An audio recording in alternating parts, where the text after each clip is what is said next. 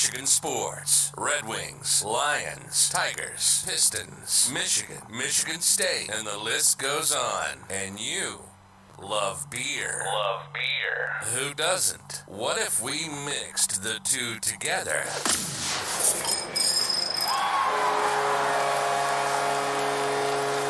This is State of My Sports. We'll talk everything Michigan sports, like only we do, and then we'll down our fair share of beer from a local brewery, grading the beer throughout the episode. So pop a cold one on your end, and we'll get busy on ours. This is the State of My Sports. Getting my headphones plugged back in. I kicked them. And this is episode 169. We are recording live here at the house on August 16th, 2022. During our beer flight segment, we will discuss Tom Izzo's new contract, some golf, and Alavila getting canned. Ooh, that feels so good. The core of the episode will consist of what we have been learning about the Detroit Lions during Hard Knocks in preseason game number 1, along with their reasonable path to the playoffs and interesting freak list, referencing some of the freakishly talented players in college football. And some other college football talk as well. We will discuss some football odds that are out there in our Betting Hero segment. And as we always do, we will rate and review a Michigan craft beer. If you're joining us live on YouTube, Facebook, Twitter, or Twitch, let us know what you're sipping on tonight and be part of the conversation. Let us know your thoughts on all of our topics, and we'll read the comments and have a good time doing that. So please do that. Before we jump in, I did want to give a quick shout out to our sponsors that help keep this thing rolling and free for our listeners. DeHop's Brewing Company and Cafe is the official brewery of State of My Sports. Mac Web Design helped us get our website up and running, and bettinghero.com helps us and you get the best promotions available in the sports betting world. So please check out all of our sponsors and let them know that you heard about us or heard about them on our podcast. That helps us for sure. So also share us with all your friends. That really would mean a lot if you shared our videos, our podcast, and just whatever you can do to all of our social media stuff, right? That's kind of important these days. Just hit the share button. It's not hard. And rate us, I think people are supposed to do. This is all new to me. I mean, only 169 episodes in. I know, I'm listening to, I forget what I think it's a Kenny Mayne commercial all the time. He's, advertising his podcast. He goes, rate, and review. I think that's what I'm supposed to say or something like that. It's it's something that I've never really done. So, but anyways, I'm Sam Waldhart. With me today, I got Micah Smith. Yo. And John Dornboss with a beautiful new mic. I'm going to hear your voice in that thing. Did you notice a difference or no? It's crispy. It is crispy. Oh, man. I had to turn the volume down a little bit. It's a little hot. I got to spend some money now. I can't sound worse on this podcast. Well, I already did, right, with my voice. But anyways, I might have to spend some money here to keep up with the Joneses here, or the Johnses here, right? Wow. Did you guys have a good week, though? Yeah? You guys do anything fun? John, you did a tournament last week. What did you do this weekend? I'm sure you golfed. I think people are getting sick of your golf stories. No, I'm just kidding. I played no golf this weekend. Really? Yep. Wow. I took the weekend off, kind of mentally preparing myself. Wednesday night league this week, we fire up playoffs. So oh, yeah. All right. Got to take advantage. I don't know. I got the lowest handicap in the league, so I'm up against. You got some work to do. I got a tall task. Good thing I'm a tall guy. Yeah, exactly. Mike, how was your week, man? Did you do anything? No, just laid low. Pretty typical. Yep. Yeah, not a whole lot. We brought I took a day off yesterday from work and brought the kids to Michigan's Adventure. Yeah, how'd that go? It was good. All right, I'm gonna vent a little bit here. I mean, we had a good time. We had a good time. It wasn't like a bad experience by any means, but we get there when it first opens, and we want to get the rides done, then we'll go to the water park. Is kind of the goal. Yeah. So we get in line for Mad Mouse, and it takes a while for that to get. Is it Mad Mouse? Is that what it's called? Yeah. Sounds right. Takes a while for us to get into the line or whatever. But then we're just all right, well, it's worth waiting. Get the kids on a nice big ride. I see where this is going. And then we're getting a little bit closer. Shut down. We're that's exactly what happened to us. Yeah. So we're all right, do we wait this out? All right, we'll wait it out just a little bit. Next thing you know, all right, we're back up and running. People laugh oh, we're getting real close to the front. Shuts down again. I'm oh my gosh. All right, screw this. We're going. So now we start heading to just the other side of the park where like Zach Zoomers is and like those littler rides and stuff. Yeah. And as I'm like doing this, I'm like keeping an eye. I'm like, all right, so the Wildcat, the Wildcat, the one in the wood. Wolverine Wildcat. Yep, the Wildcat not running. Shivering Really? Timbers not running. No way. And then the Thunderhawk not running. So I'm like, oh my gosh, like I haven't even seen one car go, not even test riding them. I'm like, are you kidding me? So next thing you know, Zach Zoomers is the next biggest ride pretty much outside of with Wildcat and the other 3 canceled. So then it's like, oh boy. all right, so the line's a little long, but all right, we're gonna get these rides in. Like that's the goal of this. We do a couple of small ones, but then we get in line for Zach Zoomers. We're literally the next people in line. So they like load this car, and then one of the latch bars isn't closing. So they kick these people off, and they're like, all right, we're shut down. No way. Are you freaking kidding me? And like I get it, like you got to take care of this stuff. Like you can't send it when it's like not safe. Hit the green button. Send it. Yeah, but at the same time, it's like the hospitality side of it was just awful, and that's really what's bothering me the most. Is like nobody was kind about it. They weren't like sorry or like nothing. They were just like, oh, we're closed. Good on their phone, and like just start doing who knows what, playing Candy Crush probably. You know what I mean? Yeah. Like they don't give a crap, and that was like the first. So we're just like, all right, we're next in line. We're like, all right, so what do we do? So we sat, and it was just one, and everybody that's sitting in line is like, just send them. Like, just take them off of that one and send that car. Like, it doesn't matter. Yeah. People are, like, getting pretty hostile, you know, and people weren't happy. Well, these are not cheap tickets. No. You start seeing the value of your tickets decrease, and you're like, I better get on some rides today. Like, I put the kids on, like, the little boat thing that just kind of goes in a circle. Because that was literally the only thing that we could do for a bit. Right next to it? Yeah. That wasn't shut down? No, that wasn't that was shut good. down. That was good. That was good. So I don't know, but we ended up just sitting and waiting. It took like probably 15 extra minutes. We're in the next, and then we just it feels like an hour. On. It feels so long, especially when you got the 3 kids with you. And I mean, it was so. Then that was a pain in the butt, and then I'm still watching, like just paying attention. Everything else, nothing is running. So like I'm like, all right, so that's just gonna back up everything else that we want to go on.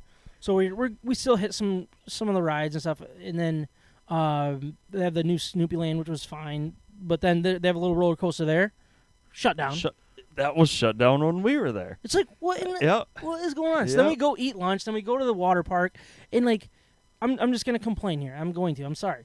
Let it all out, baby. We did have fun, but I just got really frustrated. So then we go to the wave pool. With I go in the wave pool with the kids. Me, Easton, Jordan, and Peyton. We're all just playing in the wave pool, having a grand old time. No problem at all. Great. So we move on to the next thing. We go down a couple slides, and then we go down one of these slides that like has a tube. So you carry the tube all the way up. So I talk to the guy. Yeah. I'm like, hey, Easton and Jordan, like they'll be good to go before we go up, right? He goes, oh yeah, as long as they have a life jacket on, they'll go down, no problem. Oh, cool. Perfect. All right, sweet. So we wait in line, go all the way to the top, wearing this stinking... I'm carrying 4 tubes for the kids and stuff, and then they won't let Jordan go down. Come on. They're like, nope, he's too small. I'm like, they literally told me he could go. Otherwise, I wouldn't have brought him all the way freaking up here in line. And, I was so mad. So then I have to go back down. So then I go back up with the kid, like the other 2 kids, because they went fine.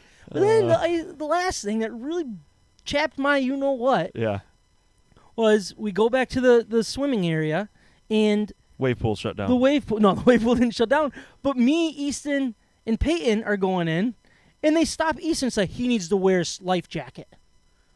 I'm like, the F he does? Like, he's been swimming for 2 years. I'm going to be sitting right next to him. He's like, he's too small. He's supposed to be 52 inches or something like that. I'm like, how come it wasn't the case earlier? Like, this is the thing that just drives me nuts. Is like the inconsistency beside it, and then they're just a-holes about it, too. It's like, I get that they're doing their job. Yeah. If the rule is 52 inches, that's fine. But then don't let me in there with my 4-year-old who's not even 34 inches, probably. Like, I don't know. Like, he's teeny to go in the pool, wave pool. Right.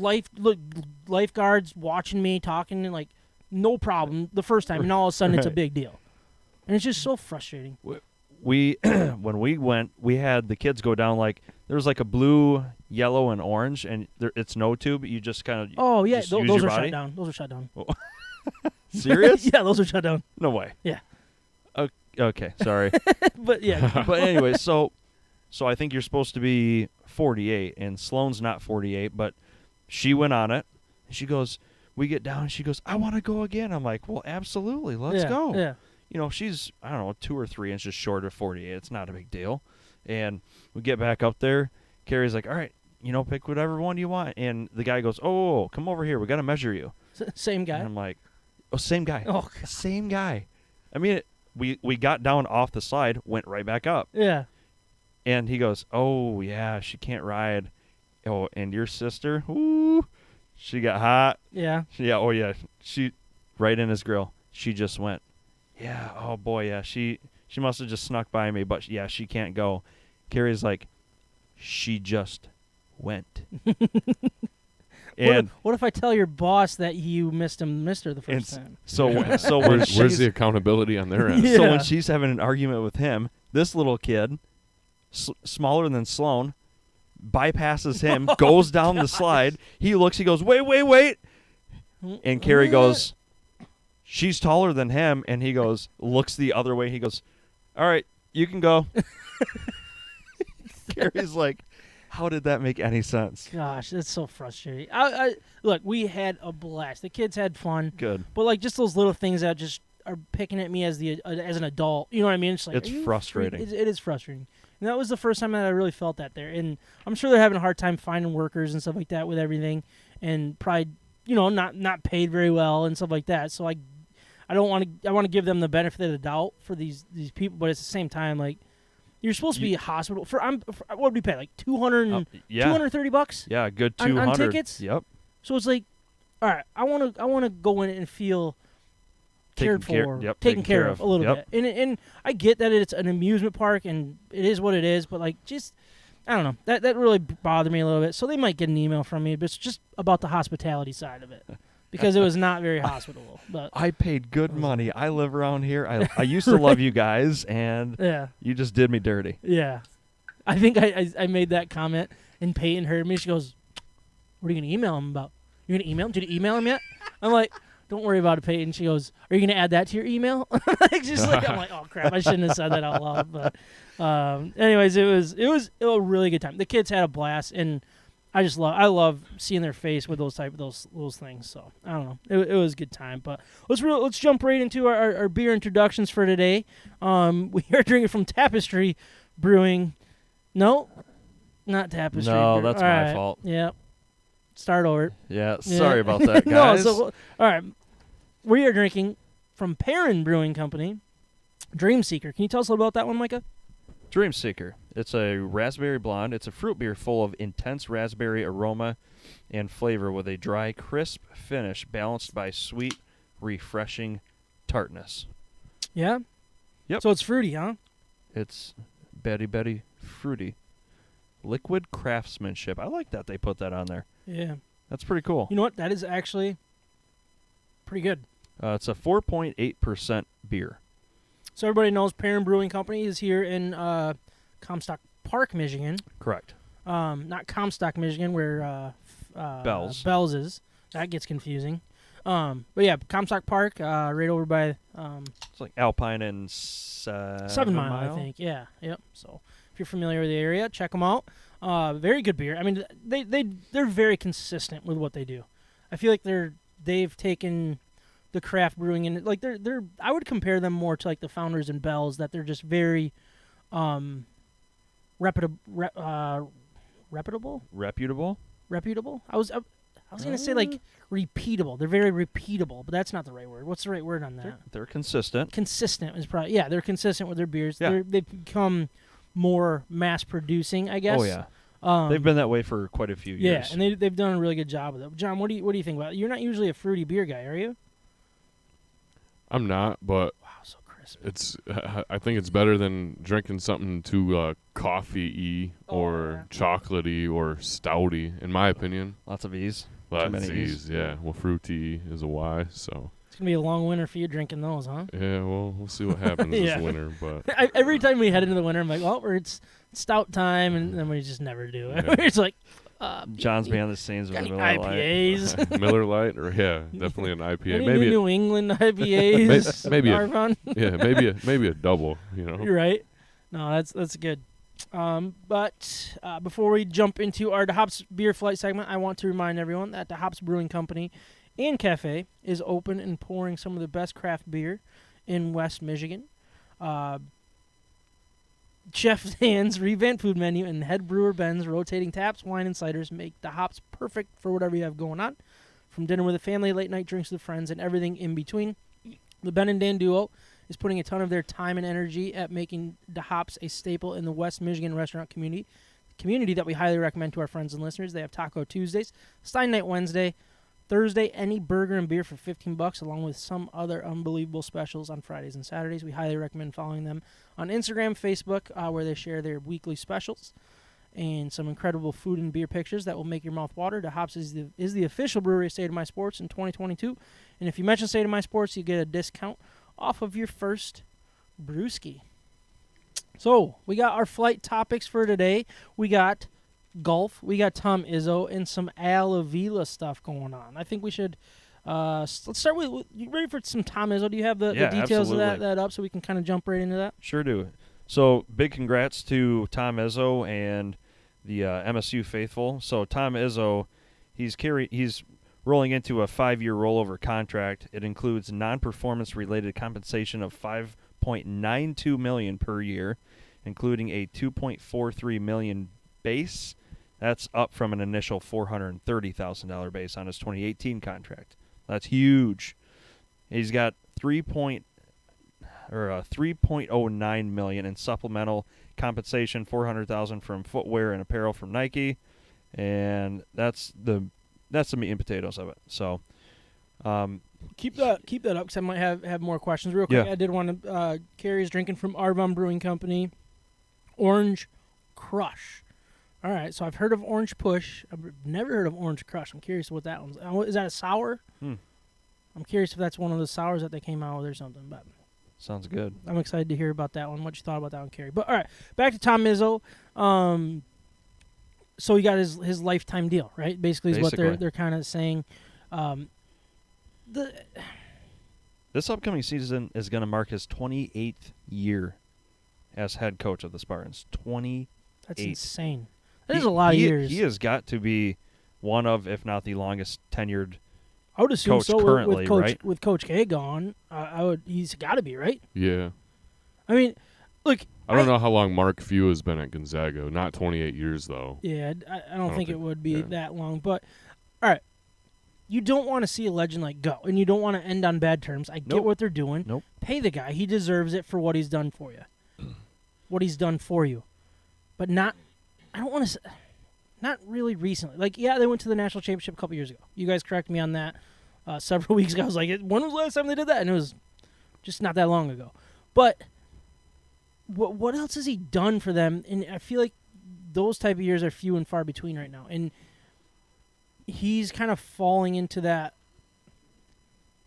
the unwillingness to change. Yeah. And I don't want to say he's falling into the Mark D'Antonio because he deserves way more credit than that. He hasn't fallen that deeply into it. But he doesn't like the transfer portal. He doesn't seem to like the NIL. He doesn't seem to like where college basketball is going, and now you're going to reward him for being so outspoken about it. Now, do I agree with him in a lot of these things and what he believes in? Yeah. Oh, yeah. I hate it all, too, for what it's turned into.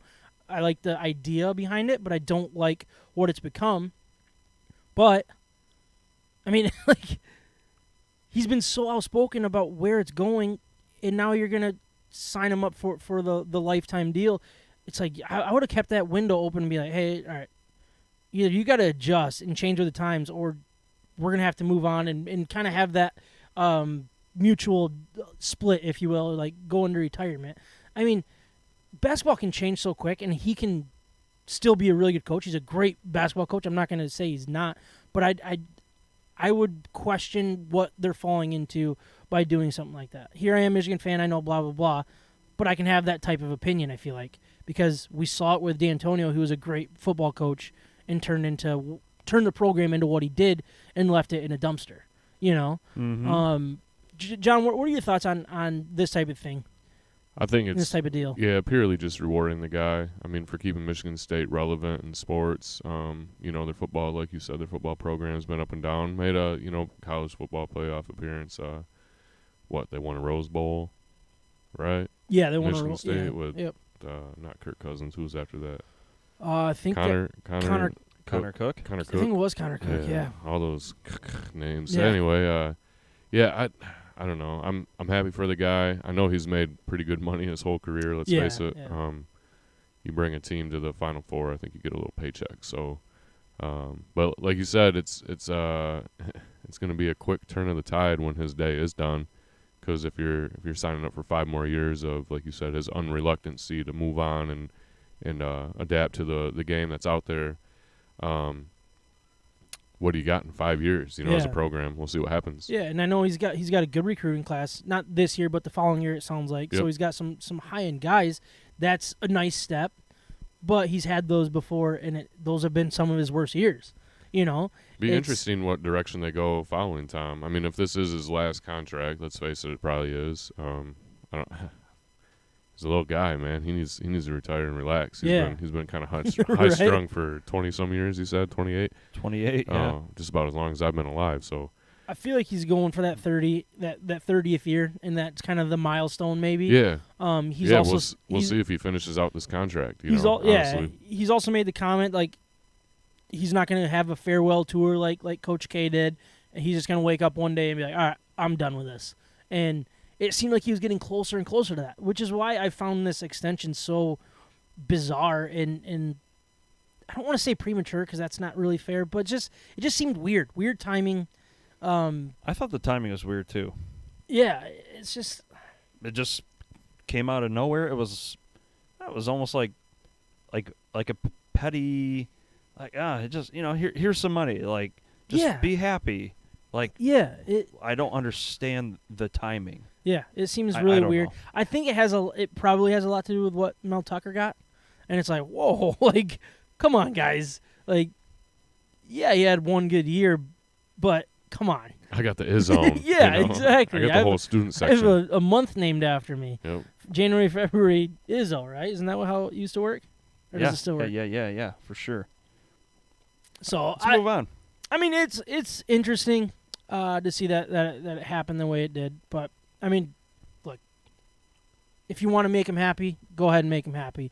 We do have a comment here from Steven, sorry, I can't read that. But he said, who are y'all talking about? We're talking about Tom Izzo's new contract. Thanks for jumping in. What do you think about his contract? Well, now we're going to move on to some golf here. Will Z. Is he becoming like one of your favorite golfers? Yeah, quietly. Yeah? I think I've had I've had him on my radar for about 2 years now. He's been a runner-up in a couple majors. All right. Quiet guy, little guy. Skinny old dude. Yeah, doesn't look like he could do much on the golf course with some of these big guys out there hitting the ball a long ways, but he holds his own. Great short game, phenomenal putter. Yeah. Would you believe me if I told you I actually watched this weekend? Yeah. Nice. Yeah. So I was at my buddy Justin's house. They just had a baby. Congratulations, Justin, Erica. But we went to their house to meet the baby, and he had it on, and it was actually really good. So I watched I think the last 4 holes. Yeah. And then the playoff. Yeah. So I mean, sorry I interrupted you, but yeah, I mean, came out ahead. Finally got that first win on his belt. Yeah. And see, I was shocked that it was his first win. Yeah. I didn't realize that. Yeah, you would think that maybe, competing and running up in these majors, he would have just a small tour victory somewhere. No, he's just come up short. One thing I got to say, him and Tony Finau, they've both won their first tournament recently on tour, and both guys have come up short. And it's kind of been that thing in the back of their mind, runner-up. For being runner-up in some of these events that they were, both just class acts with the process of being second. The first loser, if you look at it on the scoreboard. And now that they got that experience past them, it'll be interesting to see what they do. He just jumped from 12th to 1st in the FedEx Cup points with that victory. Wow. So, yeah, it wasn't a major, but it's a big tournament. For the FedEx, Yeah, because you're coming down to the FedEx Cup, and that's arguably bigger than any major on tour. And that you know? that playoff was bizarre. It looked Yeah. like nobody wanted to win that thing. Yeah. So like Mike, you probably didn't watch it, but there was it was a par 3, Yeah. right? It was at the playoff hole. Yep. Dude, so Zalatoris goes first. They tied the first 2 holes. 'Kay. Zalatoris hits it, and it like hits the grass, and then it bounces on the rock, like that surrounds before water. Yeah, the little You know, ball. like Yep. is supposed to go this way, and it just decides not to. It like bounces towards the water, and then bounces back, and then like settles in this really like little cranny. So like, holy smokes, this other guy's got this thing figured out. He does the exact same thing, but it actually goes into the water. So now he's dropping. He shoots it into the sand, and Zalatoris is like sitting looking at his ball, like wondering if he can hit it out of this thing or if he needs a drop or whatever. But then when the other guy hit it so bad, he goes, "All right, well, yeah, I got an extra stroke to work with," and Right. he got pretty lucky for how it all went down. Yeah. But And then, I mean, a knee knocker putt too that he had to make to yeah, win the hole. that's true. Yeah. But yeah, It interesting. was pretty exciting. I was on the edge there There watching were that. a couple drops in that tournament that were kind of interesting too. Not just those 2 guys in the playoff hole, but So I didn't see it, but all right. So Cameron Smith, Smith, yep, number 2 in the world. number 2 in the world, announced that he's going to go to Live after this year. Yep. So he hasn't officially defected, if you will. Is that the right word? I think that's Yeah. what they're using, but that Yeah. seems so extreme. Right. But he hasn't defected yet, so that he has to play in the FedEx Cup. But then there was like a big controversy. I don't know what round it was or what, but Yeah, he took explain to us what happened. He took a drop. Now the rule didn't come into play until the following day. He was awarded a 2-stroke penalty on top of his drop stroke penalty that he took on, I believe it was Friday or Saturday. Okay. And then it wasn't until after the fact that they reviewed some video evidence sent in by a viewer, Yeah. questioning the rule of playing the ball where his ball came to rest on his drop. Apparently, they had it in their mind that if the ball hasn't crossed the OB line, you can play it. Okay. But I forget what If rule it it touches is. the line or something, then you Yeah, yep. If So any it's part of probably the like- ball is covering the line, is it probably like something like if you hit it and hit it to the OB and it doesn't officially go out, you can play it. But if it's on a drop and it's touching the line, right? it's such a goofy thing. He should have redropped. Yeah, he had. Yeah. I mean, the opportunity to redrop the Yeah, he ball. could until have, it came, right? Yeah, till it came to a resting spot. But he could play it. He could stand and hit the ball where it was at. Yeah. And it wasn't until the next day that he was awarded, another 2-stroke penalty. That's just insane that they can do that. It just blows my mind, especially like when you tee off based on where you're at. Like you're scheduled to tee off based on a time where you're at in the standings. I don't know if they changed his time slot because of it or not, but like that can mess with a golfer and who Yeah. he's golfing with and stuff. Especially, I think they probably talked to him while he was on the putting green too, prior to teeing that's off. true. So it's Yeah. like nothing like a little slap in the. Right. It felt like a spite thing. Now it might be the right rule, but it feels different when it's a guy that just announced that he's going to live Well, tour, especially number 2 in the world. Yeah. He's made a living on the PGA Tour this year. And now he's about to get paid. Yeah, well, I think it was another $100 million, I think it was. $100 million guaranteed contract through Live Golf. But And then there was a secret, not secret, huge meeting for the players in the PGA or something. Did you hear much about that? Yeah, I know it was kind of breaking like throughout the day. I don't know what's come of it. So I heard far. about it yesterday. I heard the rumors, I guess, break yesterday. Haven't really heard too much about the outcome of the meeting yet. I don't know what time of day that was at today. But yeah, it was Tiger Woods flew in to, I forget which tournament they're playing this weekend, but it's in, I think like Delaware or something. Anyway, okay. Yeah, flew in and he's supposed to be like kind of the keynote speaker. like the commissioner basically is what they're calling it, right? Kind of. I think he's maybe out voicing the PGA, what is it, president or whatever. But yeah, he came in to talk to some of the top golfers in the world, and I guess they were trying to have some type of little pep talk as to why, like, not to leave the PGA Tour or the Live Golf Tour. To be completely honest with you, if it were me, like say I'm like the 95th best golfer in the world, and I'm ranked there, not making great money or anything like that, and you bring in Tiger Woods to try to tell me to stay in the PGA, I'd be like, screw that. Like, you've made over $1 billion. Yeah. Shut your mouth and don't tell me what to do with my money. Like, that would burn me a little bit. And I don't know how golfers will take it. I feel like it's kind of like we talked about when the NFL is going through their CBA negotiations, and you hear, like, these high-end quarterbacks. You hear, like, Aaron Rodgers come out and talk about it. You hear Tom Brady. I don't know if Tom Brady really did, but, like the higher-end guys that have been paid very well and, like, talking about the CBA, like, they have something to do. It's like, you are at the top 1%. What you think has nothing to do with what the NFL Players Association should worry about. You know what I mean? Like, it bothered me. And I remember bringing that up, and it's like, nobody cares what the 1% thinks. This isn't about the 1%. This is about the 100%, finding a median that works. I don't know. It seems like they're in scramble mode, and that's exactly what Liv wanted to do to these guys, is put them in a tough spot. And it's, again, things are changing, and there's going to be more. I bet you Will's going to be the next one to go, right? Like, there's no way if he starts winning on the FedEx Cup, like, why wouldn't he go? Like, they're gonna pay for him. Yeah, I think the winner of the FedEx Cup takes home like $11 million or something. Yeah, too. It's something pretty insane. Yeah, but I mean, he could go sign $100 million deal. Right. I mean, he'd be set for life on a FedEx, Cup. Yeah. He financially wouldn't have to worry the rest of his life, so why not go take more money and play less golf? Yeah, exactly. I think that's kind of the thing. The going rate right now, yeah. I think it comes down to the PGA having to pony up some money here pretty soon. Yeah, we did have another comment from Stefan or Steven. I can never read that. I don't know the difference. I have a hard time with that. I even asked you earlier. So he said Scotty Scheffler also clearly stepped on his line on purpose. Did you see that or no? I just saw the memes afterwards, but okay. I forget if that might have been Thursday or Friday. See, this is the type of stuff that I want to see in golf. I would watch all the time. Watch these guys just get all fired up against each other. Yeah. Heck yeah. I'm all on board with that. There's been some pretty good memes going out there of that whole situation. Better than too. memes that I've created or no?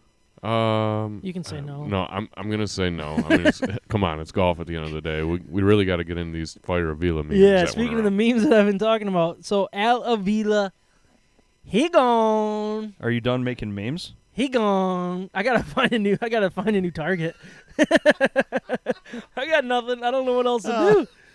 He did say it's Steven. Thanks for clarifying. Now I can read Steven from now on. Thanks, buddy. Thanks for watching. Share us with your friends. Help us grow our audience. Good for you, man. Al Avila. So we recorded on last week Tuesday, and then I think it was Tuesday night. Yep. I brought up new for us, Kerry though? Carpenter.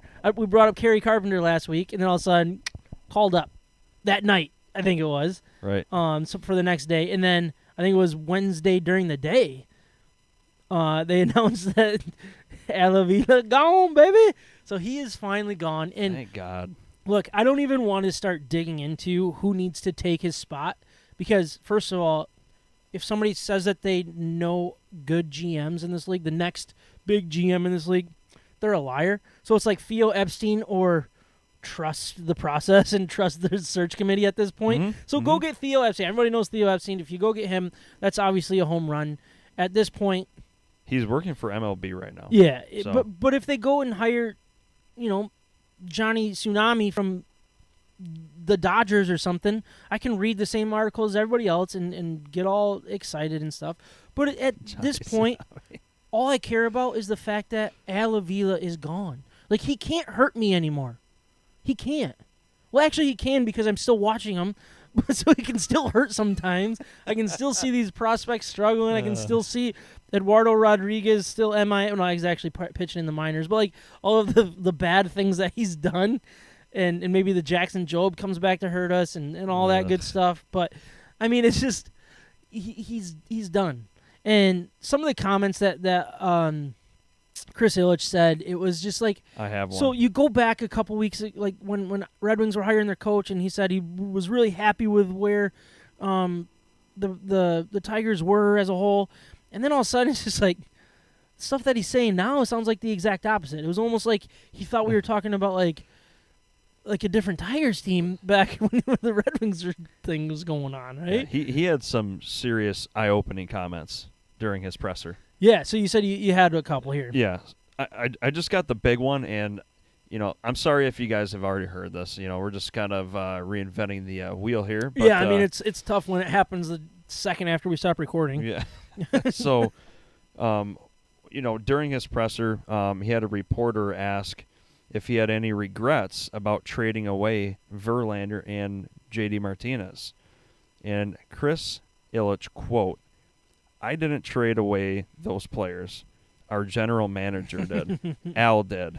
That's his role." Love that. End of quote. Yeah, I mean, and the way he said it was just a little, it felt like a little dagger, a parting shot. Oh, yeah. And it seemed like whatever happened between that fateful day that he said that he was happy with what was going on and the day that Al Avila got fired, it seemed like something extreme happened in their relationship. He even said, we had him in, we said we were going to cut him loose, and the rest I will leave between us. And the way he said it was, and I know that's kind of,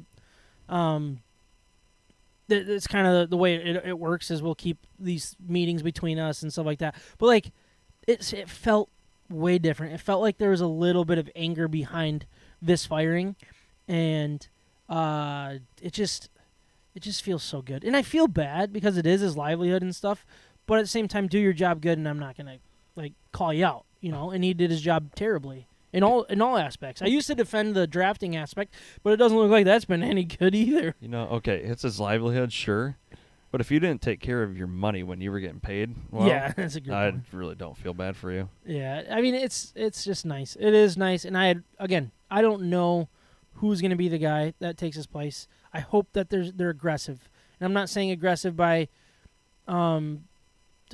Baez really sucks. What is he doing? He is seriously the worst player in baseball. He could have made it. I saw a stat. He just booted the ball. He has more errors than walks this season. He has more errors than homers this season, and he's terrible signing. So Avila's still hurting me from his grave. He's still hurting me from his grave. Is what he's doing. This sucks. And he should have been doubled got off. lucky. What did he think he was gonna do? Why would? All right, it's not even worth getting into. But Al Avila gone. But it's Al Avila right there. I hope that they do a search, and it sounds like AJ Hinch is kind of leading this search. I think and so. That's going to be an interesting side of it. I don't know if that's. I mean, this year has not been going good, obviously. For the people that loved what AJ Hinch did last year, they should question a little bit of what's going on this year. It's ugly. But I'm going to stick with the track record, and I think the water will find its level when it comes to him being a very good manager. Once he has the groceries, I think he's a good cook, I think he can whip something up for us. So nice time will tell. analogy. I like that. Thanks, man. Appreciate it. If it's craft beer in Michigan sports, we may not be the authority, but we love both like a fat kid loves cake. Hot, hot! This is State of My Sports. Am I supposed to put a timer on you now? Oh, no. No, We're no. good. We're good. We got 40 minutes till Hard Knocks, but it will. We can join in at any time. So, but we did want to talk some Detroit Lions, and I wanted to keep this somewhat quick, but Good luck. I think we'll do all right here. But I basically want to talk about what we've learned so far, what we've learned from watching Hard Knocks, what we've learned from watching preseason game 1, what we're learning more about this team, and I want to start with the Hard Knocks stuff. And I don't know if you guys have watched it or not, but there's just that you watch this and it just you hear about the culture that they're trying to set, but seeing it visually and hearing different. it's way different, and it feels like you can buy into it more. And it's funny because Lions fans usually don't have a hard time buying into what they're spoon-fed and stuff.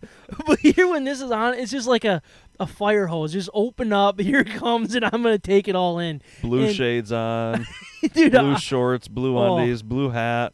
I guarantee you by the time we get into the Lions season preview, I will be full on board for this team. Crazy. You look like you got a tear in your eye. I know. Sam. I'm getting emotional thinking about how good they're going to be.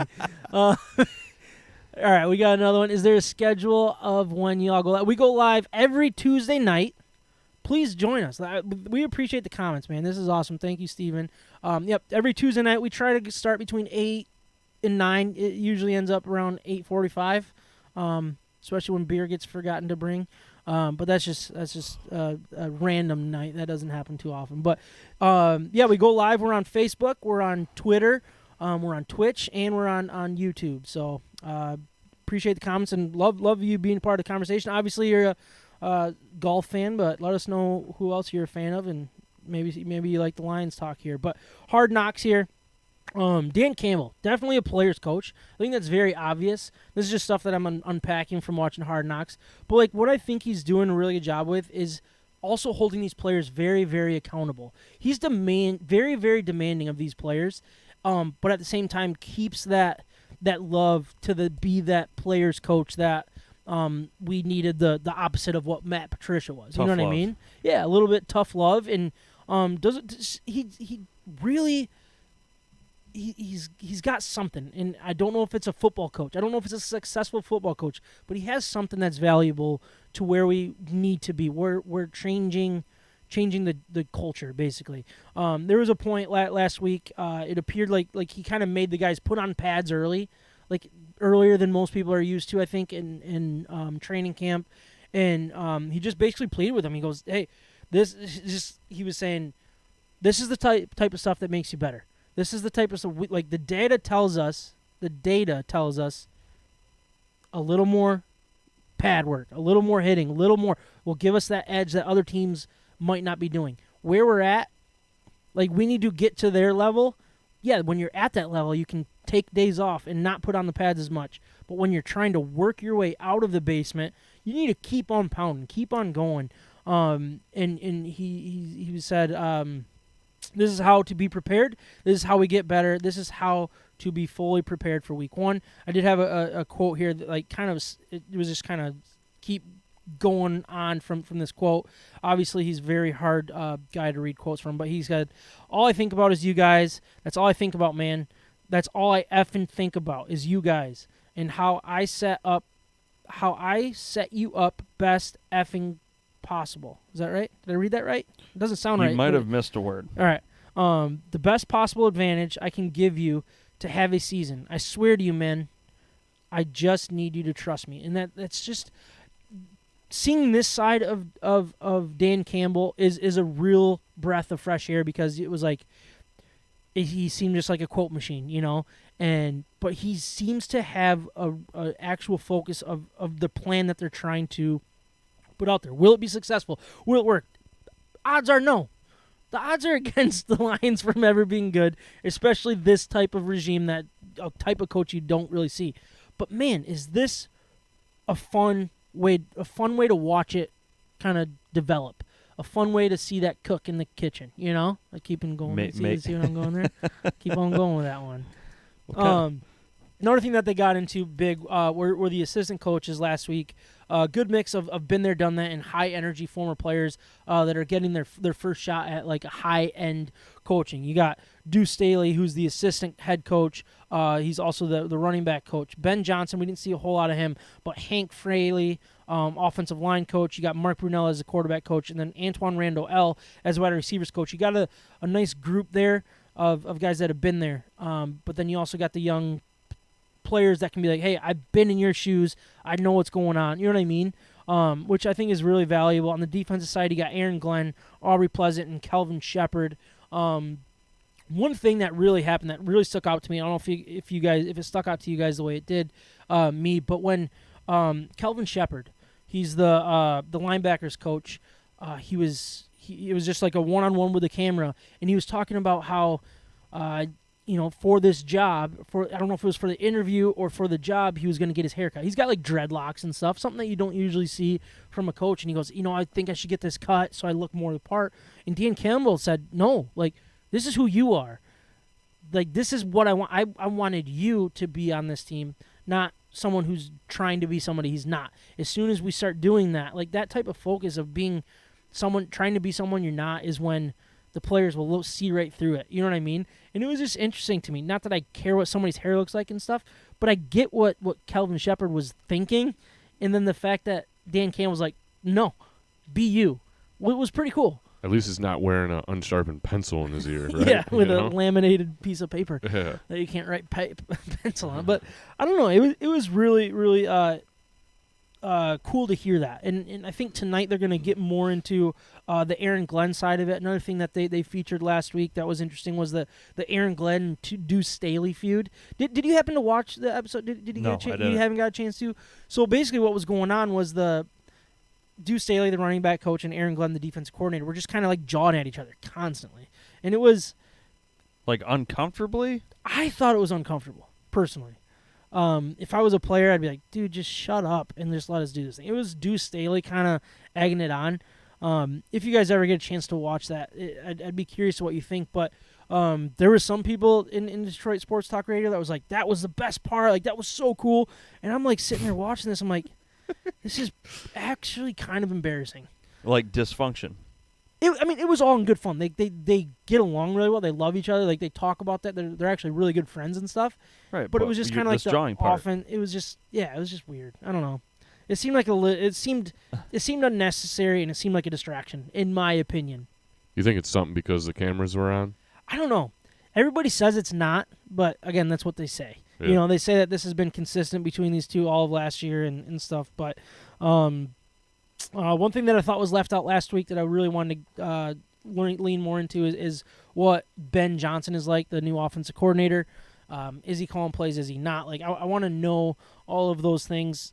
There was a good interview with Jared Goff today on the radio, and he spoke very highly of Ben Johnson and really likes the relationship that they're developing. And one thing that he said was he trusts me to have an opinion, and that's something that he didn't have last year with I can't remember who was the OC last year. I can't think of his name right now, but it's nice to see. And just really fun. It's so fun to see behind the curtains of your team. Highly recommend watching it if you haven't yet, but we're going to try to watch this episode 2 tonight. Preseason game number 1. What did we learn in this? And the way I really looked at it, and I didn't learn much at all. It just more or less confirmed things of my perspective of what this team was going to be good at and what this team was going to be bad at. So I do want to start on the offense side of the ball, and you guys can jump in, ask questions, Sure. whatever you guys think. But the starting offense had the first one offensive drive. Goff went 3 of 4 for 47 yards. Only incomplete pass was a drop pass by Jamal Williams. Nice 18-yard gain to Brock Wright, tight end. St. Brown had a 9-yard catch, a 20-yard catch on a really nice second and 3 play action. I thought that was exactly what this offense needs to be successful. It was not flashy by any means, but it was very methodical. Now, look, I'm not... It's preseason. Yeah, it's preseason. Not going to get too excited about it, but it's just like, it's nice to see... I mean, last year when we were watching preseason, the exchange between Ragdoll and Goff, there was so many miscommunications. It was awful. Into the season, this seems way more structured. It seems like you have a quarterback gaining confidence, not only in himself, but his role as the leader of this team. And I thought it was interesting after the fact it came out that Goff was actually told he was going to sit out this game. But then when he heard that the rest of the offense was going to go, the offensive line, he goes, no, I'm going to be playing with my offensive line. So that's kind of cool. Something cool from a leader. You don't see that a whole lot in the NFL when it comes to in the preseason. Again, take it for what it is. On the running side, Swift had a 1-yard run, 3-yard run, 7-yard run, and a 9-yard rushing touchdown. Williams had a 9-yard run and a 3-yard run. The O-line looked as advertised. They looked good. They got a push. They were creating holes, very simple schemes and stuff, but they looked like they were manhandling a bad Falcons team preseason. I get all those things, but it's nice to see the confirmation of what we believe this team's going to become, and that is a very big part of it. Healthy offensive line is everything for this team in this offense. I did have a little bit more here. They averaged 5.33 yards on the ground on the 6 running plays that they had. The 9-yard touchdown run by Swift was impressive. That looked like the O-line was kind of pushing all different directions, and he just kind of like stopped and judged where he could go. He won a nice race to the end zone. He had a really nice block downfield by Josh Reynolds. It was just, it looked like it was very chaotic, but using Swift's vision to score from 9 yards out seemed like something we haven't seen in a while for the Lions. Just trust your running back to find that hole. Don't make it too obvious. Don't push and only allow him to go one way. Again, preseason, I get all these things. But it's just stuff that I noticed that was pretty cool. I just think it confirmed our belief in this O-line. The Swift-Williams tandem could be very solid behind this offensive line. That's kind of the goal. Run the ball, play action for Goff, hit those tight ends. Like, it just seemed like what we saw that first drive was, again, not flawless, but it was very exciting to see. In my opinion, I think that with the offensive line and with the expectations that I think everyone has set around that team, specifically for that line, you should expect a lot out of the line and especially the running backs. As long as the play calling calls for ground and pound game and to really get yourself down the field, you should expect a lot all season long. You have very talented tailbacks and a very, very, very talented offensive line. There is no reason you cannot impose your will down the field with what's going on there. Yeah, and I think combining that with a little more confidence with Goff, it's going to be it could turn into it's never going to be like a Tom Brady led offense. It's not going to be a high flying Packers offense when they're dialed in. It's not going to be like the Rams or the Chiefs, but it's going to be a nice step in the right direction, and we're going to need to put up points to be in these football games as we start getting into the important ones. One thing I didn't want to bring up, the Mason Rudolph stuff, the next quarterback on the market. I don't know if you guys have heard, like, there's talk about him being on the trade market. Do you think he's a fit to become, like, to upgrade our backup situation? No. No? No. Like, even with how bad Boyle and Blau are, like... Here's what you got to remember is kind of what Pittsburgh is going to call for, right? Because he's coming out of Pittsburgh, right? Because, I mean, Baker Mayfield went for a 5th round. So Mason Rudolph should go for like a negative 5th round. You would think, but that doesn't matter to who's running their camp over there. They may think he is way more important and worth a heck of a lot more than Baker Mayfield. Like, when was it Christian Kirk? They got paid for Arizona. Oh yeah. They overvalued him. Yeah. Like, I like Christian Kirk, but I think he got overpaid. But that's just my opinion. I think there's a lot of GMs that think differently. You know, Al Avila being one of them.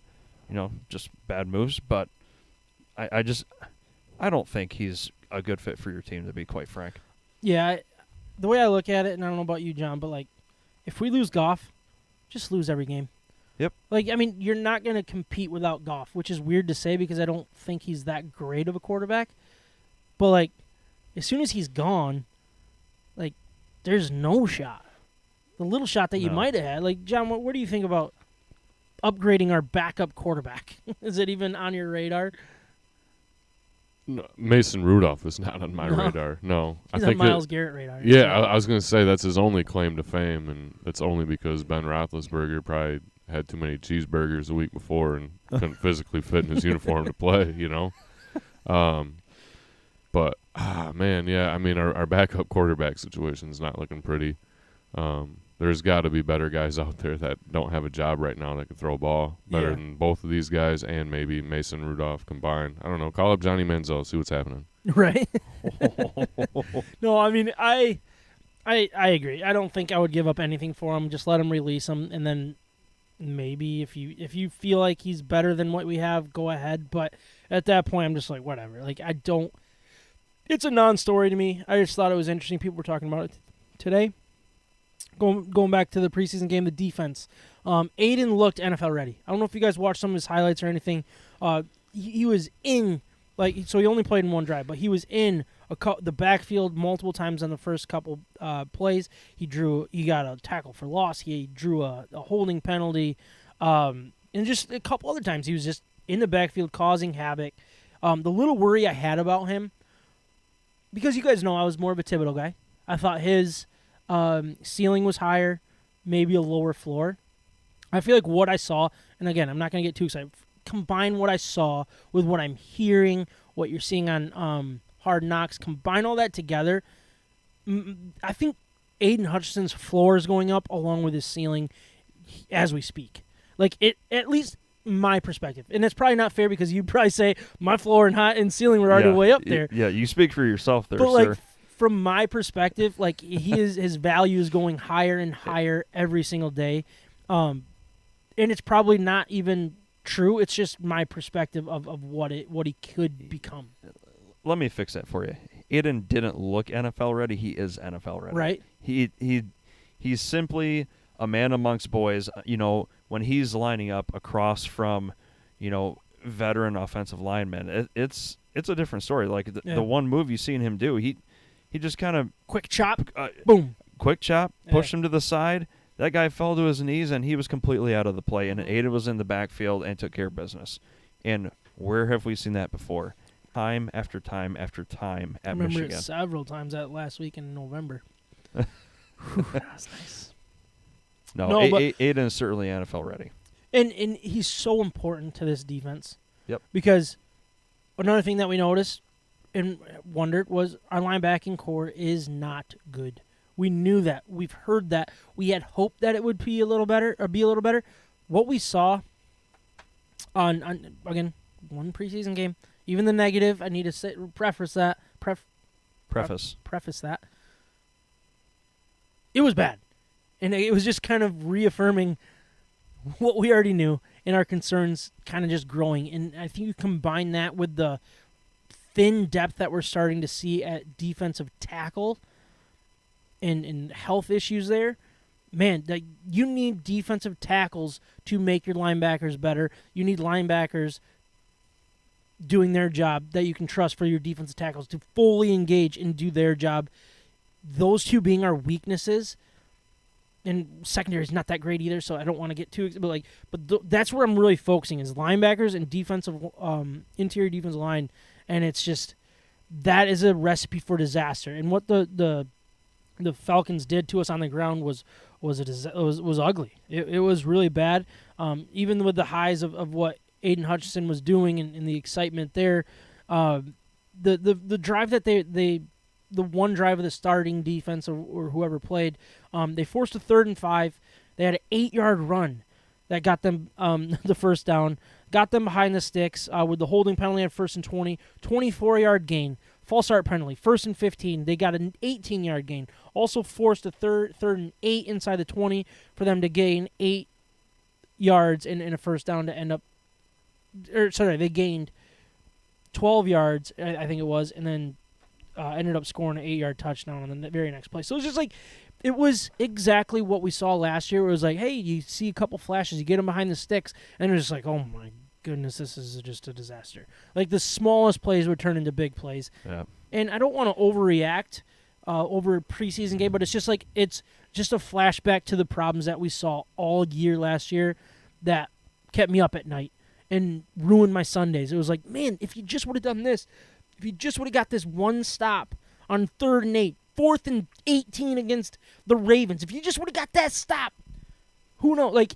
Little wins here and there aren't going to, you're not that close, but it's just when you can start looking at that and it's just not getting any better, it's just more of the same, more of the worry, you know what I mean? You just don't want history to start repeating itself as the problem. Yeah. As a fan. Yeah, exactly. And they need to get healthy. They need to start figuring stuff out for history to not repeat itself. Right. It's the same stuff that we saw last year, John. And I don't know. It's just the defense scares me. The offense is hopeful. When you have hope and when you only have hope on the offense side of the ball, you know what I mean? It's just it just makes me more nervous than I need to be. But I do see a road to the playoffs. I do. And I want to get into it here. For Detroit? For the Detroit Lions. Okay. And it might be too early. It might be. It's never too I early get for you, that. Sam. I get it. But, like, you really start looking at the NFC, and it's very top-heavy. And that's where I think the Lions can attack with their weaker schedule. They play at 1 o'clock every single Sunday. They travel the least amount out of every single team. They never have less rest than their personal opponent. Like, it's not, they're not, like, the schedule's lined up pretty well for them when it comes to that stuff. And then you look at, everybody's talking about Lions on their schedule as a win. I get that happens. But I do want to look at the NFC as a whole. So, if we just go back to last year's division champions, assume every division champion wins again. You got the Dallas Cowboys, which I think that, I'll get back to that one. You got Green Bay, basically a lock. You got Tampa Bay. We'll say it's a lock, but Tom Brady just left, so we'll just hold on. Hold on to your shorts on that one. Like, time will tell. They also lost some offensive linemen, and I think the Rams, I don't want to say are a lock with the Stafford injury, but at the same time, they should be the winners, right? Like, these, I would say all of these teams should win. Now, going back to the NFC East, where you got the Cowboys, Eagles, Commanders, and Giants, I think it's a little more wide open, but I'm going to give Dallas the nod because they just seem to have... They them boys. Yeah, exactly. Everybody loves the Cowboys, right? But, I mean, 12 wins is decent. You know, I mean, that's a pretty dang good season, what they did last year. Yep. And there was a couple that they should have had that would... I think they were underrated. But let's just focus on that side. And then here you are. You got 3 wild card teams. I think the Eagles and Commanders are very interesting teams. I think Eagles circle them as one of the wild card teams. I personally don't believe in Jalen Hurts. I don't believe in him. I don't believe in what they're doing. I think they're the team that it can hit the fan very, very quickly. Commanders, iffy on them. We'll see how the Carson Wentz project works. It never seems to wherever he goes. Giants, another one. You can't tell me that the Lions are worse than the Giants. Like today. Yeah, they have Saquon Barkley and can run a game like that. But outside of that, like, there's not a whole lot of hope for the Giants in that opinion. You get into the Saints, Falcons, Panthers. Everybody seems to really like the Saints.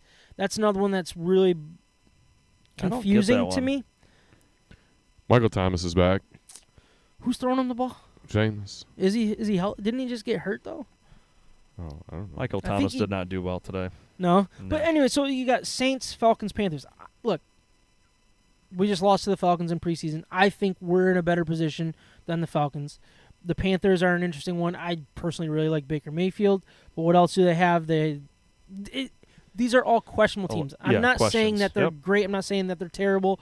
And then you got the Cardinals, 49ers, Seahawks. Cross the Seahawks out of there until they get a legitimate quarterback. I don't think they're going to even sniff the playoffs, even if they want to win a game this year. They're going to be bad for a while. 49ers trusting Trey Lance. That is a massive question mark. He can look great. He can look terrible. And then the Cardinals, we all know the dumpster fire that they could turn into. They got to do their homework. You need to find 3 teams that are guaranteed wild card here. And then you get into our division. I think the Lions could be better than the Bears. I think they could be sneaky better than the Bears. And then you got the Vikings, who I would say are better than the Lions. But new coach. Things are changing. You never know what's going to happen. Now, where would I rank the Lions with all these teams? Towards the bottom. But you see a path. You're looking at 3 wild card teams here. It is very well possible. And I'm not saying it's going to happen yet. I might say that here in a couple weeks or so. But I think I want to see it before I say those words. I want to see it in a regular season game. But I'm just like, I legitimately think that they could either be a 4-win team or honestly find their way to sneak into 9 wins and find that 3rd and final wild card. Does that make me too excited or anything? Do I trust Goff? No, not necessarily. But I don't think we should count this out. What do you guys think? Am I crazy? Don't answer that. Is it possible? It's possible. It's possible. I think we have to. Yeah, I mean, we have to see Jared Goff that played in the Super Bowl a couple years ago for the Rams if we're gonna have a chance. He's got to have a big year. We can't have a mediocre year out of Jared Goff and make the playoffs. Yep, I agree Our with that. defense isn't going to win us enough games for Jared Goff to just be mediocre. I don't know. There's a couple teams in there. I do like the Philly Eagles. I don't know. They brought in You do? A.J. Brown. Their offense is going to be probably their front runner. Devontae Smith. They killed us last year. I was I'm at not the saying that game. we're better. I was at the game. I left at halftime. Did you? Yeah, I went up to the concourse. I felt really bad What because casino did you go to? I didn't go to the casino.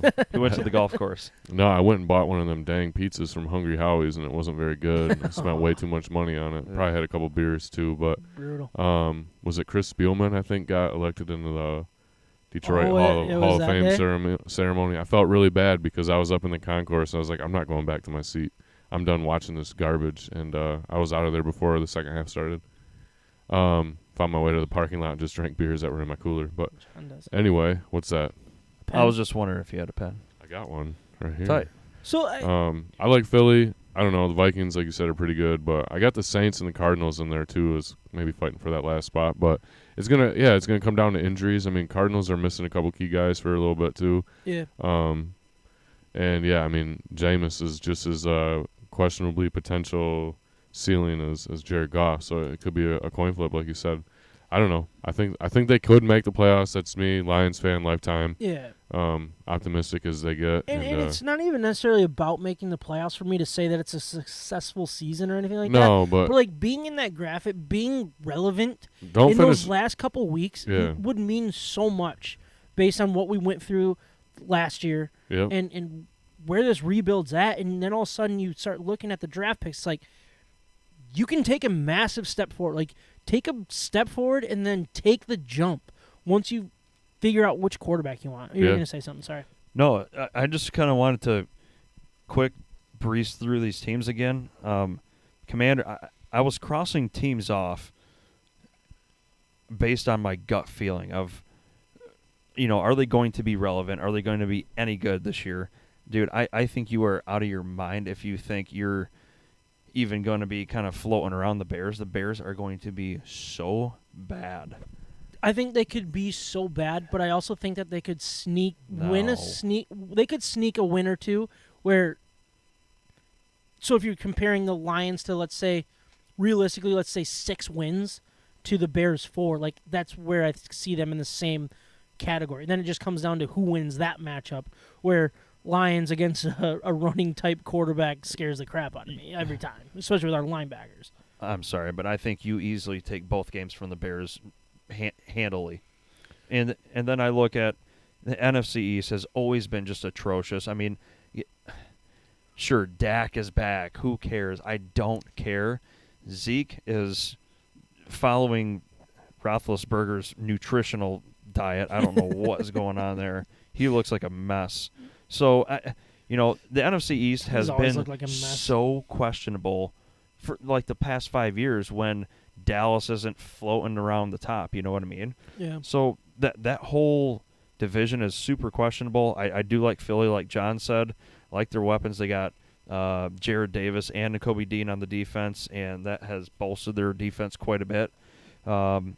Washington, I crossed them right off. Yeah. Carolina, I crossed them off. No offense to Baker or Christian McCaffrey. I just don't think they have enough on defense and then not quite enough firepower on offense to even be relevant down there. I don't know what Atlanta's going to look like, with all their starters. You guys kind of caught a glimpse of it, but I just don't see how they do it with Mariota being healthy. Like, I don't see Mariota being healthy throughout a whole year, and then what? You know what I mean? Like, was it Matt Corral? Is that who it was? Desmond Ritter. Desmond Ritter. Sorry, yeah. So regardless, I just crossed off Carolina. I didn't quite cross off Atlanta, but then certainly crossed off Seattle. They are going to be bad for a long time. They are not going to be any good. So you look at that, and yeah, I mean, there's certainly a road to being a wild card team. Yep. But like John said, you need Goff's best. You can't have subpar or this mediocre Goff. You need to have him have a near career year to actually propel you into that postseason. So when you start looking at like the Lions schedule, and I don't want to play the schedule game yet, but like you start looking at their non-division games, you got the Eagles and Commanders, who we're gonna be underdogs in every single one of these games until we really find out what's gonna happen with this team. But then you look at, you got Seahawks. That's a out of division. Patriots, look, we should lose to them. You never know though. You got the Cowboys, Dolphins. Like, yeah, exciting, but you never know what Tua is gonna show up. You got the Giants. You got the Jags. You got the Jets. You got the Panthers. Like, That's on very paper, favorable. here we are on paper. Look, we all play the paper game and stuff, and they're all having all their garbage podcasts saying, well, we got the Lions, that's a win. Like, they're doing it to us, but I think we can do it to them too. And I think if the Lions, if what we're seeing is anything close to being legitimate, like, this team could surprise a lot of teams. Health, all of that plays into a role. I get all of that, but it's something to keep an eye on. That I really think when it comes down to the week 16, 17, is it 18 now? 18 weeks? Yeah. With a bye, right? Yeah, with the Right. bye. Like, this team should be playing for something, and that's what I think we should be really excited about. Drinking craft beer, having fun, and talking sports in the state of Michigan. You're listening to State of My Sports. Moving on to some college football, and I found a nice little article here about the freaks in college football by Bruce Feldman. Basically, it's just his freak list. He's been doing this for a long time. It used to be like 10 players, now it's up to I think he had 100 on here, and it's just like, oh boy. But anyways, there were some local guys that I thought were worth getting into. That I thought was interesting here. Let's start at the bottom here. Perfect. For some of the players, so we'll just kind of go from the lowest. So there were no Michigan State players, for the record. So this is going to be a Michigan heavier topic, but it's not my fault. Blame Bruce Feldman and be mad at him that we're talking Michigan and not Michigan State on this podcast today. But at number 46, he had Kenneth Grant, Michigan defensive tackle. He said, remember this name. He was only ranked a 3-star recruit coming out of Indiana, but he's already generated lots of buzz inside the Wolverines program in a few months there. At 6'4", 360, he ran a sub-5 40. Jim Harbaugh told The Athletic this month, Ben Herbert, the U of M strength coach, who has trained more than his share of freaks, said Grant has incredible traits and is likely to be a number one freak down the line if he applies himself. Herbert said one of the tests is a 26-inch high reactive plyo staircase, we'll get into that later, on which receiver Roman Wilson recently set a Wolverine record going 2.21. Aiden Hutchinson did it in 2.57, which was flying. When Grant first started, he posted impressive times for his massive size, going as low as 3.2, but after a few weeks, he's done it as fast as 2.77. Everyone about fell over when they saw that, Herbert said. Tell us a little about Kenneth Grant. I don't know much about him, to be honest with you, but when I see defensive tackle, which we'll kind of be getting into here, man, like, this guy's just is he a freshman? I believe he's a freshman, but I wanted to get to his size. Yes, 6'4", 360? Okay, Jordan Davis is 6'6", 340. This is the size of Jordan Davis, boys. This is a big man. I caught a random YouTube video of some guy touring the Michigan facilities, I don't know, a month or two ago, and they happened to go through the locker room, and Grant was standing there, and he is huge. Yeah, that's exciting. He is a massive man. That'll be really important to really keep this defensive line going. Yeah, absolutely. Help the edges do their job, which I think they were able to do last year. Yep. At 31, DJ Turner, Michigan cornerback, a former 3-star recruit who has made big strides in Ann Arbor. Turner's grown from 177 pounds to 187 and is coming off a strong year. He made honorable mention All Big Ten after producing 33 tackles, 9 PBUs. What are pass breakups? And 2 interceptions. He is the fastest guy on the Wolverines, having hit 23.07 miles per hour. Oh. And run a 4.2840 out of a 2-point stance, no less. His 3-cone time is even more stunning. He clocked a 6.29 this offseason, and strength coaches think he has a good shot at besting the combine record of 6.28 set by 2018's Oklahoma Jordan Thomas. DJ Turner, very, very important for this defense. Big. Huge. If you can find a shutdownish corner throughout this, like that you need something like that. You know, especially when you're going to be going against Ohio Peyton State. Thorne, Ohio State. I had to throw that in there. Sorry, I don't really truly believe that, but sorry, I got to take my shots. Samuel. No, but I mean it's cool to see a couple Michigan guys on there, but then you jump into the top 10. Here, top 10, you got Chris Braswell, Alabama linebacker, Kalijah Cansey, Pitt defensive tackle, Owen Papole, Auburn linebacker. I think I'm missing all of these names. It doesn't matter. Maybe. At 7. It's got to be Kalijah, right? Kalijah? Oh, yeah, you're right. What did I say? Kalijah. Yeah, Kalijah sounds right. Julius Welschoff. Michigan edge, has been on our radar since before he arrived at Michigan. European Super Scout Brandon Collier has been buzzing about him and his freakish abilities for years. Back then, Welschoff was a 6'6", 220-pound former champion modules skier. Moguls. Gosh. Why do I even read? Why don't you guys, John, why don't you just take over? Just say, I mean, I got the Chris mic, Sam. I got the voice. I think it's Brandon Collier. I'm a better reader. Just go. I think it's Brandon Collier, by the way. All right, just pick up where I left off. L-I-E-R. Which you won't know because I read it wrong. So. 6'6", 220-pound former champion mogul skier from Germany doing backflip on his skis and walking 50 yards on his hands. So he's like a gymnast, huh? He's like a freak show. Right. Yeah. Jeez, that's freakish, if you ask me. They found him at the carnival. Since arriving in Ann Arbor, Welschoff has dazzled his teammates with his athleticism. Asked what the most impressive thing he's ever seen Welschoff do, standout cornerback DJ Turner said, "It's an ankle mobility test that measures the flexibility in their own legs. Usually people lower legs. Sorry. Usually people get like 12 inches. I was like 13 or 14. He got 23, Turner said. Stuff that he can do sometimes just doesn't make sense. Like what? How can he do that? Technically, Welschoff measured 22 inches on his right leg and 23 on his left. From his skiing background, with how his lower limbs function, he has tremendous range of motion, Michigan strength coach Ben Herbert said.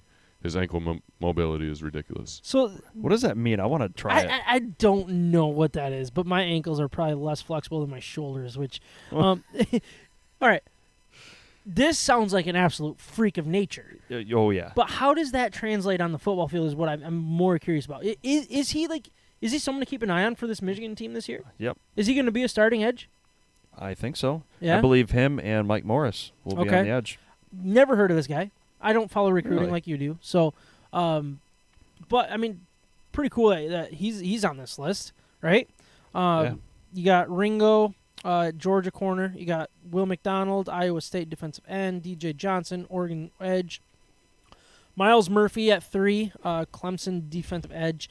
Marvin Harrison Jr., Ohio State wide receiver at number 2. And then number 1, Mazi Smith, Michigan defensive tackle. So we have 2 defensive tackles on this freak list. Love that. Yeah. That's important to have. Yeah. John, you want to tell us what they said about Mazi Smith?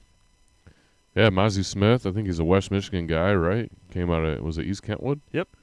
His former teammate, Aiden Hutchinson, almost was our top guy in 2021, but this year Wolverine is the number 1 freak in college football. 6'3", 337-pound senior has rare power and agility. So rare, in fact, it's hard to find the right superlative.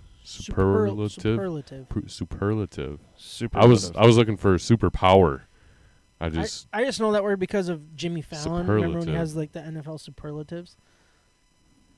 No? All right. keep all going. right. Sorry. The right superlative to begin with, but let's start with this. Smith does 22 reps on the bench press, but that's with 325 pounds, not 225 pounds. Oh my gosh. He close grip bench 550 pounds. 500. Wow. Yeah. Wow. He His vertical vertical jump. Yeah, vertical jumps 33 inches. His broad jump 9 foot 4.5. Smith, what? 9.5 feet. Okay. 9 foot? 9 foot 4.5 inches. Right? Is that what that is? That Is is that what correct. it's saying? Yes. Broad jump 9 foot. No Wait, way. what? 94.5 inches. I don't know. I copied and pasted, man. 9-4. That doesn't make sense. No, it doesn't. Editors, no. Can't be 9 foot 4. No, 4.5 that's inches. that's a long ways. That's like 2.5 cars. Who had Smith, who had 37 tackles last season, has clocked a 4.41 shuttle time, which would have tied the best by any defensive tackle at this year's NFL scouting combine, and it would have been better than any defensive tackle weighing 310 pounds or more in the past decade. His 6.95 three-cone time would have been by far the fastest among defensive tackles in Indianapolis. The fastest was 7.33. Smith's 60-yard shuttle time is 11.9. The Wolverines do a reactive plyo stairs test, which is a series of 7 26-inch high stairs that players attempt to jump as fast as possible. The team record is 2.21 seconds. Smith did it in 2.82. To better gauge just how impressive that is, Hutchinson, some 60 pounds lighter than Smith, did it in 2.57. Oh my god. By the way, that broad jump is 9 feet 4.5 inches. 9 feet. That's like standing still, jump forward. Correct. For a man that size. It's over 3 yards. I don't think I right? could do that in 2 jumps. So he gets to the quarterback quick, huh? Yeah. He 3 just yards. jumps. That is just, I mean, it's just impressive. That's from the line to the quarterback's like 5-step drop, right? It's got to be. Gee whiz. Man, it's cool to see. And just, I mean, there's so many freaks in college football. And there's like the high-end talent. Like, you know what I mean?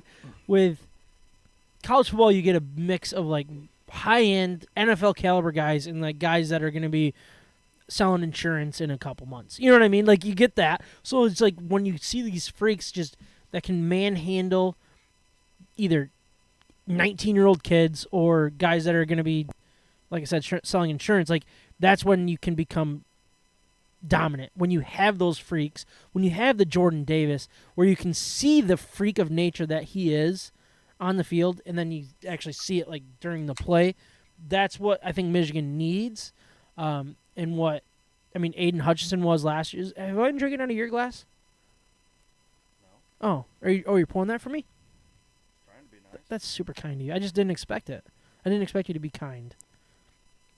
Come on, man. 337 pounds and jumps 30, That is a long way. 33, Leaves a dent when he lands, too. 33 inches in the air. He clocks an earthquake every time he hits the ground, too. 33-inch vertical. Wow. It's insane. Just pretty cool. Thought it was an interesting article. Obviously, Michigan fan, it gets me all excited in the pants. But a couple more college football notes that I think are worth chatting about. With the new deal that we talked about last week that's coming down the pipe here for the Big Ten, with NBC being part of it. A lot of people are talking about Notre Dame and how that's going to affect him. It sounds like this deal with the Big Ten is allowing Notre Dame to stay independent, basically. And it's changing the landscape a little bit. Like, they're going to try to get these I think NBC is going to kind of have a little more say in Notre Dame's schedule and be like, no, you need to go play Big Ten teams. You need to go do this. You need to go do that. And it might get the rivalries that, Michigan and Michigan State really like to have against Notre Dame and make it more consistent while staying independent for now. I think time will tell on that. But at the same time, I'm just like sit and watch this. I'm like, just give them the middle finger at this point. Like, I don't want it to be like a when it's time, they're going to come, and then we're going to bail them out so they can continue to, do what they do and be their arrogant self. Yeah, I'm saying that as a Michigan fan. I know we're arrogant too. And Michigan program, like, they're basically twins. But I just... Can I tell you my theory on Notre Dame in a minute? I just want them to be like, we need the Big Ten, and be like, nope. Double middle finger in your face. Go to what's left of the ACC or something like that. You know what I mean? Like, just go do something else. What's your theory?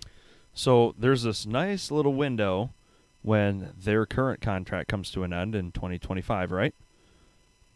So at that point, Marcus Freeman is going to have about 3 seasons under his belt, or going into his third, however you want to look at it.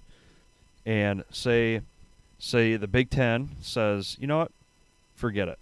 You guys are out, and you stay out. Marcus Freeman completely bombs as ND's coach, and NBC doesn't want to re-up with him on a personal level. Ouch. Yeah. What do you do? Where do you go from there? I feel like they need to strike when the iron's hot and just join. They need to be part of this. They need to make a decision. Yes, right? they do. I don't know. It's just driving me nuts that they're allowing them to stay independent. Yep. First of all, I think the NCAA needs to jump in and put a kibosh on that. But then I would just love for someone else to just tell them to stick it where the sun doesn't shine. You know what I mean? John, what do you think about the whole Notre Dame saga stuff? I'd rather them just be in the Big Ten and get it over with. I think that's their best fighting chance, is to be in like a reputable brand in college football. Not that I feel their brand is going anywhere. There's lifers, and they're worldwide recognized. But if they want to compete, if they want to have sold out games, and then again keep their relationship with some of these Pac-12 schools too that they've historically played. I think we're going to see a little more growth from the West Coast in the Big Ten. So you might as well jump aboard now and get it over with. Stop being selfish. Yeah. Right?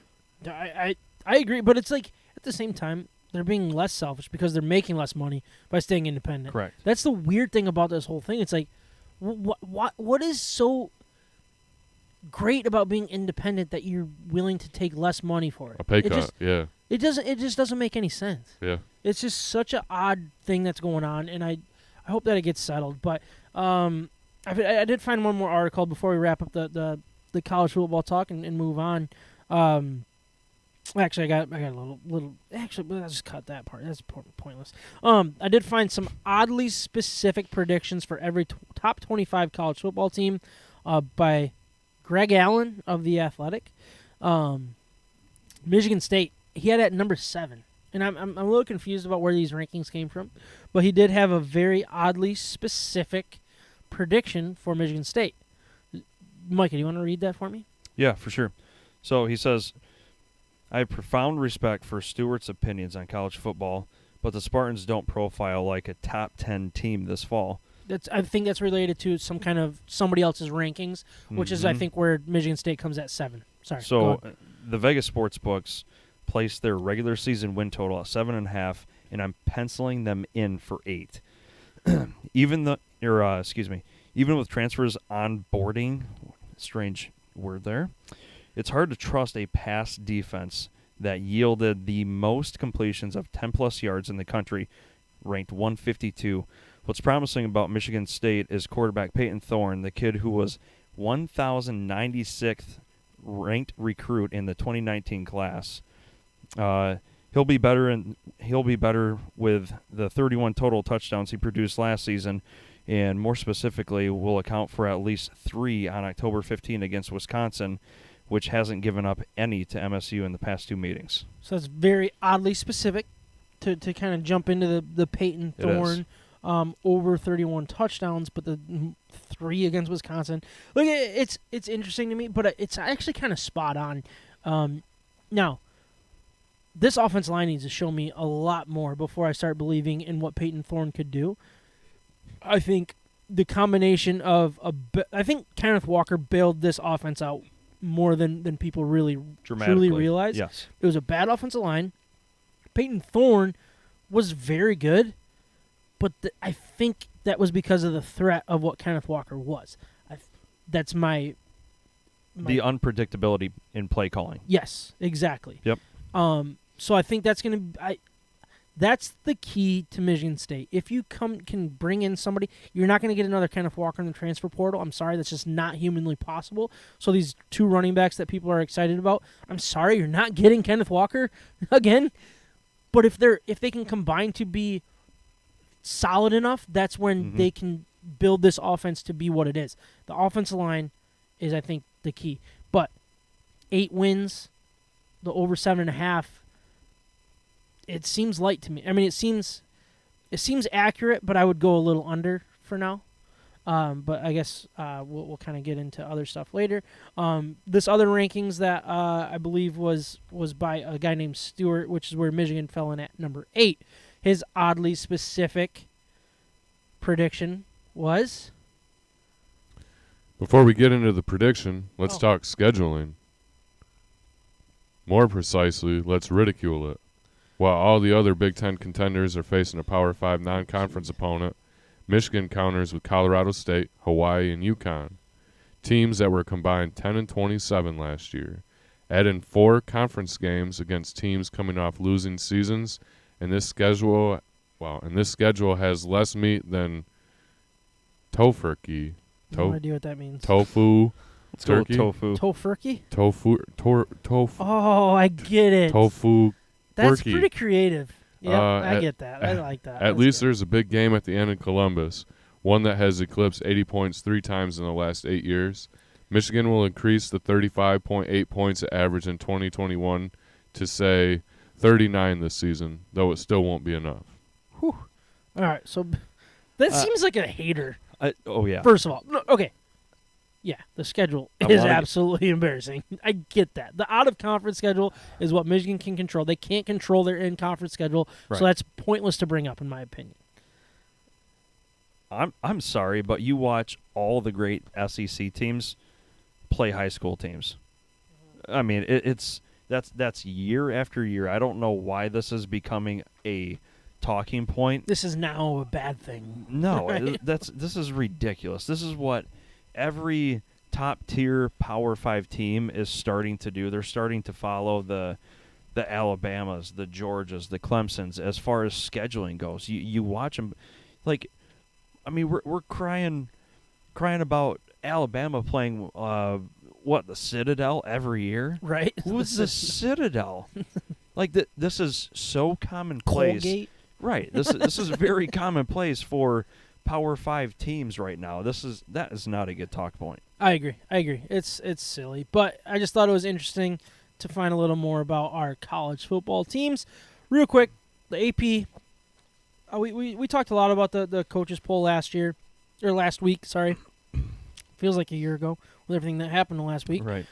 Nothing really changed a whole lot. I did want to get into where the things did change, and specifically where our teams kind of landed. So you got the top 4.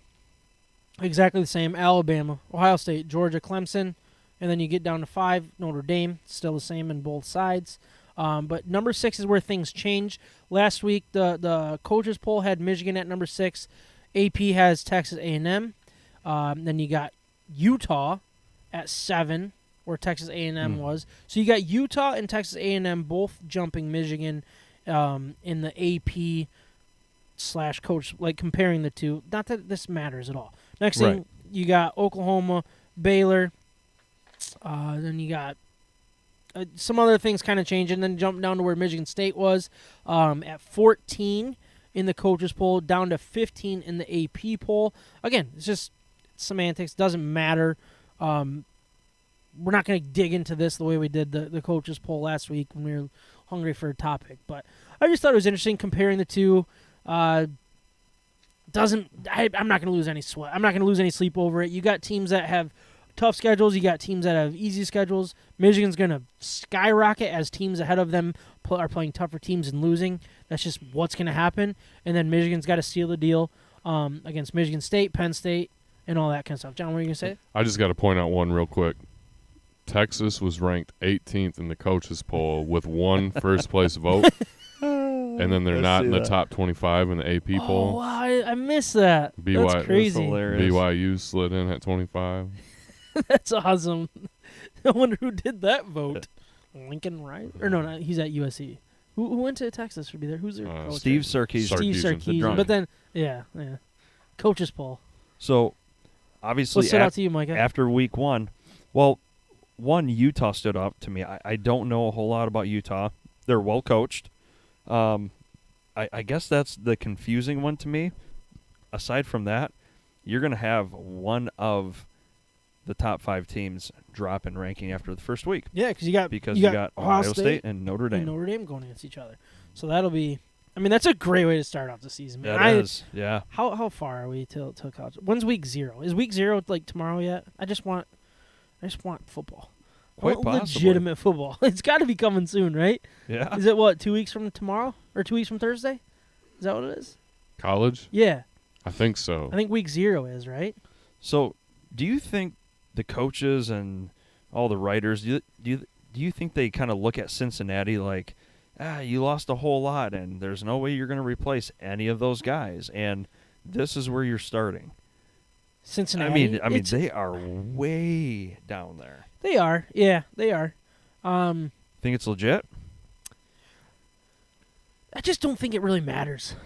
No, I know it doesn't matter, but that's the point of the conversation. I think it's fair to put them down there. I really do. Was it Central or South Florida that went undefeated 2 years ago? Central. UCF. Yeah, they kind of did the same thing, too, following that season. They dropped them way low on the preseason ranks, but I don't know, just probably what happens. That's with the territory or a small program that made a playoff push and got absolutely embarrassed on national television. Right.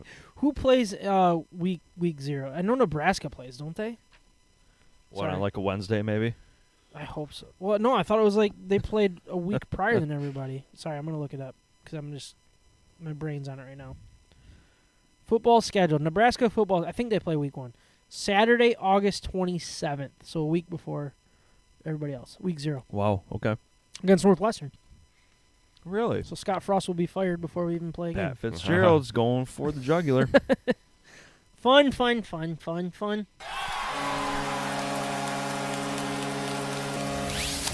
the Red Wings to Michigan State, we're talking about it. This is State of My Sports. So this is where we usually do our betting hero segment. I do have something planned. Do you think we should do it, or do you think we should just move on? Do it. All right, we're gonna do it. So what? We're not gonna have picks. We're not gonna have anything like that. That's coming. Can't wait. Can't wait for picks. Picks are fun. But I just had some NFC North stuff that I thought was worth digging into. That I thought was pretty interesting. You got the Green Bay Packers leading the way with a 70.6% chance. This is based on a lot of like simulations that they did, and then basically where everybody landed and stuff. Sure. Green Bay, obviously, the stud in the division. They're favored to win it all. As soon as Aaron Rodgers breaks his leg, everything will be fine, and they'll lose a lot of games and probably get Bryce Young, and then they'll just get their next Hall of Fame quarterback or something like that. Who knows what's going to happen? But you got them with a 70.6% chance to win the division. BetMGM odds has them to win the division at minus 155, which means you have to spend $150 to $5 to win 100. Mox odds to make the playoffs 90.1, obviously very high, and odds to make the playoffs minus 450. I think it's the easiest bet in the book at this point, but it's just not worth the money to spend on. You're not getting good payout. It's just kind of like just hope that you don't lose at that point and make a little bit of money. Second in the division, you got the Minnesota Vikings. Their odds to win the NFC North are at 25.8%. BetMGM's odds has them at plus 250 to win it. And then Mox odds to make the playoffs, 63.9% chance. I thought that was a little higher than I was expecting. I didn't expect them to be like a playoff team, but I think I'm underestimating what the Vikings could be. And I think it's the coaching change that's throwing me off. I believe the coaching change is going to be very beneficial, but still when you bring in somebody new, you never know what's going to change there. And then Did I already say odds to make the playoffs at -115? If I didn't, it is now. There you go. Next in line, you got our Detroit Lions. The odds to win the NFC North are 2.6%. Huge drop off from the 25.8. Odds to win the NFC North plus 850. So $100 bet will win you $850. Do we got $100 to spare? No? Okay. Never mind. Good talk. Odds to make the playoffs, 63.9%. That's a little higher than I thought. It seems like it would be below 50, right? I think you just repeated the Vikings odds Oh, to sorry, make the sorry. playoffs. Oh, 13% chance to make the playoffs. Very, very low. That'd be higher than that. Back to earth. But then odds to make the playoffs at plus 350. So $100 bet will win you $350. I think that's a pretty solid bet. I wish the payout was a little better, personally. If the payout was a little better, I'd probably do it. For the playoffs or to win the playoffs. NFC North? For the playoffs. Just if you don't believe that, just re-listen to the podcast, and I'll explain to you why the Lions will make the playoffs. Last, you got Chicago Bears. Their odds to win the NFC North are at 1%. So that's plus 1,100 to win the North. So $100 will win you $1,100. Odds to make the playoffs, 5.8% chance at plus 450. I don't know. Just thought it was interesting. I don't care if you guys did or not.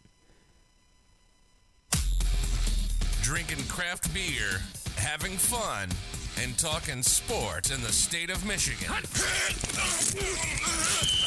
You're listening to State of My Sports.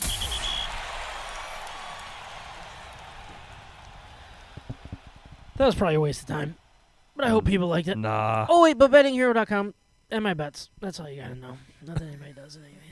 I think just to recap that segment, Andrew's getting some FaceTime in the podcast here. You see that up there in the window? Don't put any money on the Bears, right? On any of these ads. I mean, maybe $100, maybe $1. $1. Feel good about yourself. Win 110. Right? Unless you're a delusional Buckeyes fan. Yeah, with Justin Fields. When was the last time an Ohio State quarterback made the playoffs? That would be a fun thing to look up. Ooh, that is a good one.